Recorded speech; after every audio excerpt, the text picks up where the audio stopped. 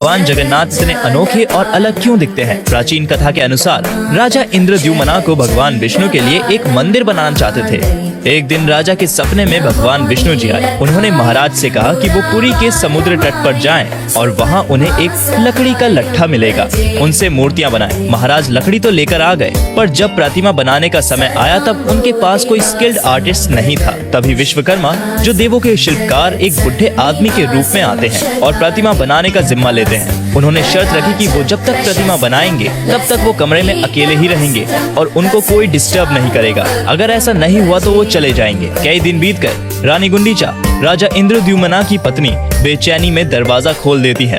विश्वकर्मा जी की उनकी शर्त के अनुसार वहाँ से चले गए और प्रतिमा अधूरी ही रह गई। इसलिए आज भी जगन्नाथ जी की प्रतिमा अन्य कृष्ण प्रतिमाओं से बहुत ही अलग और अनोखी दिखती है। भगवान जगन्नाथ के इस अनोखे रूप के लिए कमेंट में जय श्री जगन्नाथ जरूर लिखें। दोस्तों, क्या आपने कभी सोचा है कि भगवान भी बीमार होते हैं?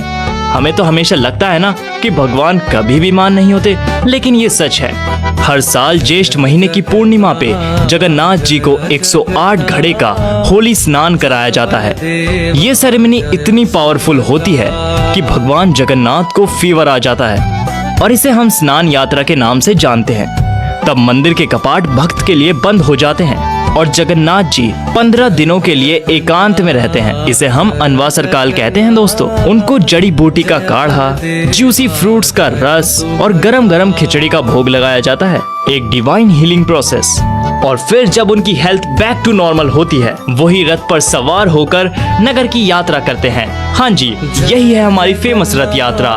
जय जगन्नाथ। क्यों हर साल जगन्नाथ 15 दिन के लिए बीमार होते हैं? एक मान्यता है कि भगवान जगन्नाथ का एक सच्चा भक्त, जिसका नाम माधवदास था, उन्होंने अपनी पत्नी के देहांत के बाद अपनी पूरी जिंदगी भगवान को अर्पित करने का निश्चय कर लिया। भगवान जगन्नाथ अपने इस सच्चे भक्त को देखकर बड़े खुश होते थे और उन्होंने कई बार माधवदास को अपने दर्शन भी दिए थे। परंतु एक दिन माधवदास बीमार हो गए। बीमारी के कारण उनका बदन सूखने लगा। तब स्वयं भगवान ने अपने भक्त की सेवा की। बाद में जब माधवदास को होश आया तब उनसे पूछा, प्रभु आप तो त्रिलोक के नाथ हैं, फिर आपने मेरी बीमारी को एक बारी में ही ठीक क्यों नहीं किया? आपको मेरी सेवा नहीं करनी पड़ती? तब भगवान ने मुस्कुराते हुए उत्तर दिया कि माधवदास, अगर तुम इस जन्म में इस दुख को नहीं भोगते तो तुम्हें अगला जन्म लेना पड़ता, और मैं ये बिल्कुल नहीं चाहता।